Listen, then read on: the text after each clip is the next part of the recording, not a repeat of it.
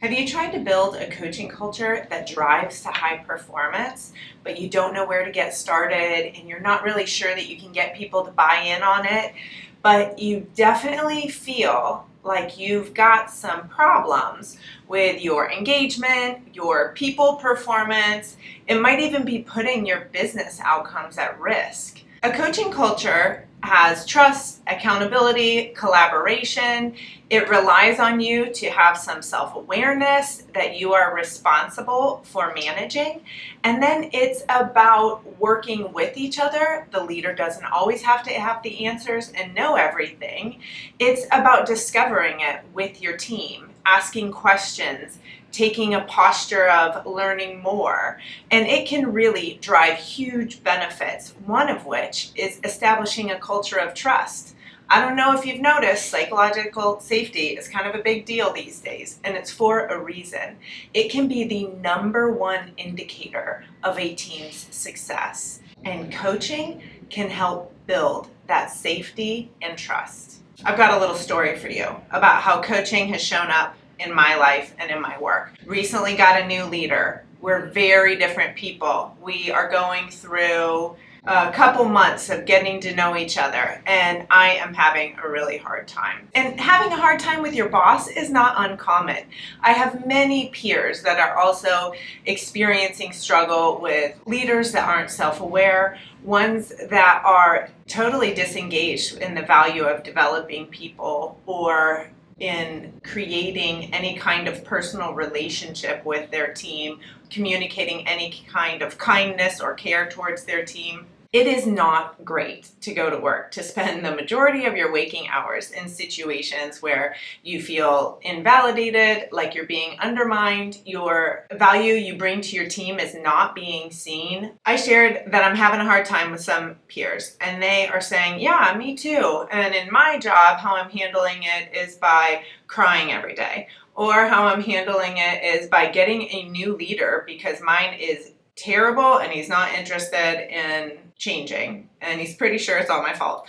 And then somebody else told me that they were just going to ride it out. They're thinking another 18 months and maybe there will be a leadership change. I talked to my leader, which everyone did, and he actually opted into a conversation with me about what could go better and how we can move forward. That conversation was pretty vulnerable and kind of risky, and it totally paid off. So here's how that played out. I had experiences and I shared them as though they were pieces of data that we both experienced. I had a feeling, this is where I felt it, it was in these situations where we were both present, and these are some assumptions that I took away from that experience.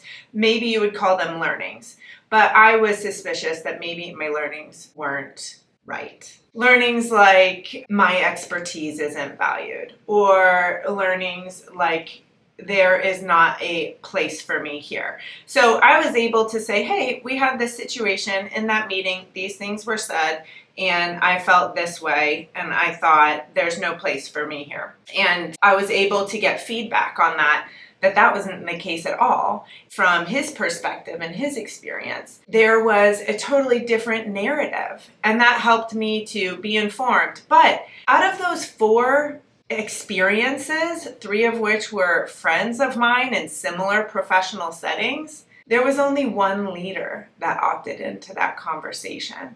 So you do have to have an opt-in on both sides to have a coaching culture, not just the leader, the direct reports as well. If you are a people leader in your organization and you're trying to overcome this apathy or turnover or toxicity and trying to build a coaching culture that can encourage trust, which you know is going to lead to business results, there are some things you can do to start small. Even in difficult organizations where things can be really tense and there might not be much psychological safety, there are teams that are high performing and they will talk about that psychological safety. They trust their teammates. They can rely on them. They have fun being on a team with them. And people from outside of that team notice. They talk about meetings going well. Gosh, that was so efficient. Oh my gosh, we laughed. That was fun. It's like you guys enjoy each other and getting this work done as well. So you do not have to have the whole organization to buy in. A team can do it on their own. If you want to practice a culture of coaching, just begin with conversations. They are very small. They're on the one-on-one or meeting by meeting basis. And in my situation, my conversations with my leader, they're still messy. We are still different people with different experiences, and we still have to work through that. But there's not an elephant in the room of things we're not discussing. We both know what we are working towards and what we're working on. And part of that messy of us being so different, of us having different experiences, that is the gift as well. That is the blessing of and the opportunity that this coaching enables. Both of us are going to learn, and both of us are going to be better on the other side of this. If you are practicing this coaching, it's great to have explained that ahead of time, to know what the expectation is about how you can run your meetings, having a regular cadence so you can keep short accounts. Ask what went well, what didn't go well, what would you like me to start doing to be better for you, stop doing, and continue doing. So there's room for affirmation, encouragement, acknowledgement of successes, and also of really disappointing things and opportunities where we could be improving going forward. Another great thing about the coaching conversations and in that regular cadence is you can praise each other for what you're doing well. And if you don't have language, or it's early in your organization's practice of how to communicate, Cloverleaf gives you so much language for what makes people exceptional. Is it their decision making and critical thinking skills? Is it their ability to establish trust and get buy-in from teams? They have great influence and they can create enthusiasm around an idea. Is it because they are visionaries and they can see so far ahead? They can play out economic factors and environmental and global impact of some of the initiatives at play?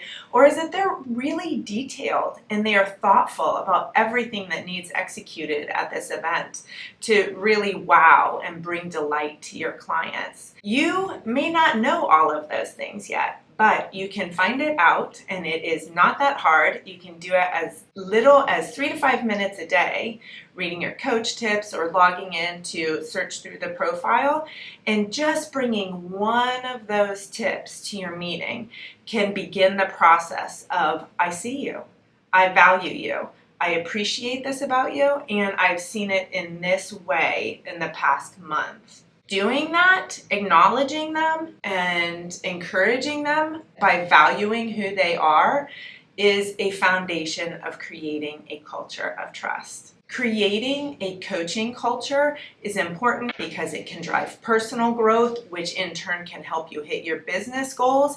It builds a culture of trust that can reduce your turnover by creating stability in your teams, and your organization has a chance to stop putting out fires and to look ahead and plan for growth. There are some things that you can do now and encourage and equip your team to be engaging in, like using curiosity. Ask more questions than you give answers. Leaders shouldn't have to know everything about everything. Create an environment where you can collaborate and discuss and have wild answers, and it's acknowledged, and you can keep on moving forward when things go wrong. Another way that you can start building a coaching culture is by asking for feedback. It's pretty vulnerable, and it may feel really risky, scary, especially if you've built a career that could be decades in and you've never done that before. But as Brene Brown says, it's time to put down the armor. And in a knowledge economy, your creativity and sharing what you know is going to be a competitive edge. Creating a place where you can give and receive feedback freely, where there's trust that you are going to honor that other person while challenging them to be even better than they were last week, is a great place to grow.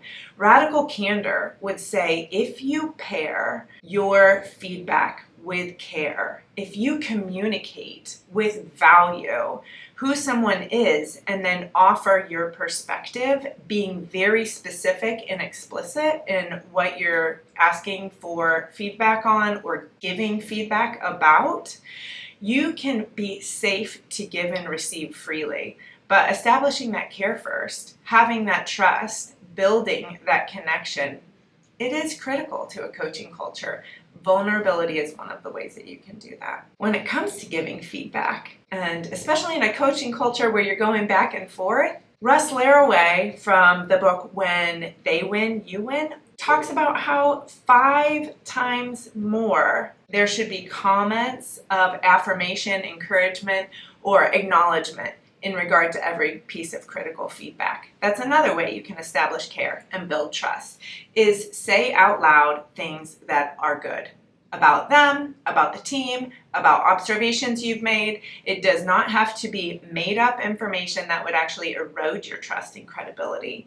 But it is important to say out loud what is going well. Celebrate even the smallest amount of growth that you see. When you're giving feedback, you can even offer what a good outcome would be. And again, be clear and specific.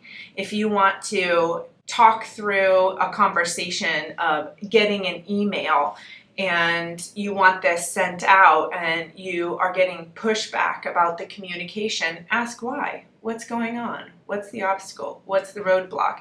And then discovering that it could be that you've hit a maximum of external communications, for example. That helps you to understand a larger landscape in your decision making. As you ask these questions and you're giving this 5x positive feedback for every negative one, you are going to be learning about people. And I think it is the coolest thing that just learning about other people, even their strengths and tendencies inside of Cloverleaf, that gives you empathy for that person, which helps you to better offer an environment of trust. You can create a coaching culture bit by bit, and you can improve your employees' development with simple conversations, just equipping your leaders with a set of questions, a recommended cadence. Cloverleaf can even give them the comments of encouragement or acknowledgement or the strengths that are potentially lying in wait to be unleashed, which increases employee engagement. Creating this coaching culture, it can start little. You can prototype with just one team or just one department, or maybe one part of the organization, the internal or the external, to see what it does inside of your organization. What we know is that getting your people goals and your people development right does feed into your business goals and into your business development. So if you're interested in achieving those outcomes and you want to grow your people personally and professionally, one of the ways you can do that is employing a coaching culture, which develops trust, which challenges your people regularly, increases engagement, and I bet when your teams start reporting back that they trust each other more, have an easier time working together, and they're more effective at reaching their goals, that is going to drive change in your organization. I do love talking about coaching and the experience it can have, but it is still messy. And it is some of the most satisfying work you can do in your organization. Developing people lasts far beyond just hitting a quarterly goal. And it's something that you can take into your relationships in life and into your family too. Establishing trust and learning to grow people only benefits us in total. Coaching culture in an organization, it has trust, collaboration, accountability. It does require some self-awareness and then you being responsible to manage yourself. And if you can build that, trust is the foundation to achieve your people growth through personal and professional development on your team so you can advance and grow. And it also helps you to be more equipped with your people, that they can achieve their business goals, get the outcomes you're looking for, they're effective in doing their job, and they're also effective in teaming with each other. Because when you can have open feedback, which happens in coaching, it's not just giving feedback, the coach also receives it. It's not just growing the direct report, it is also growing the manager. It's a discovery process that two people or a team, they are doing together. It does not happen in isolation. And I don't know if you've noticed, but people can be messy. That is also the opportunity. I got a new leader. It was not a seamless start to our relationship. There were misaligned expectations, which you kind of don't know until there's some kind of friction. And there was a misunderstanding for sure on my part. We were together, we would have this interaction, and I would walk away with this assumption about what just happened. And I took that to my leader, and we have a coaching culture here at Cloverleaf. And I said, hey, we had this meeting, these were the interactions, and this was the learning I took away from it. I don't know if my assumption is accurate, but I have been operating on that assumption for the last month. And it was a place where I wanted to be wrong about my assumption, and I was. And I brought that, was pretty vulnerable, because saying, hey, we had this interaction, and when you said and did this, I thought, oh, I don't have a place here and I have no value on this team or in this situation. And for him to course correct and say, oh, that's not the case at all. I thought that subject was closed and I was moving on to the next one, was really relieving for both of us, because you can feel tension. And in a coaching culture, you're able to take that tension, bring it out into the light, and it's no longer bearing weight on either of you. There's no longer an elephant in the room, and it can be something that you address going forward. There is still ongoing mess of us working through what it is to be differently gifted. We have opposing talents and strengths, and there's not much that we line up on with our assessments, but that is also the gift and the blessing of that relationship too. There's going to be learning going both ways, but both of us have to have armor down and open and clear communication. And that starts with trust. All of that begins with trust. So creating a place where there is an expectation that you're going to be working at building trust instead of eroding trust can be very transformational on a team. I know it has been for me. Maybe you're interested in creating a coaching culture that is going to drive your employee development. I can't recommend it enough. It doesn't have to be a huge endeavor or an overwhelming organizational lift. You can start prototyping small. Begin with a team or a department. Maybe you have multiple organizations under your corporate umbrella. Begin with just one organization. Start testing. Does this increase our conversations about each other? Is this increasing engagement? Are people feeling more invested in? And just on the micro conversation basis, can people use this as a weekly check-in with each other to say what's going well, if you saw somebody's talents or strengths in action, and how you liked how they used it that week? Does not have to be a massive endeavor to begin to change your culture. Begin with coaching, and that happens one conversation at a time.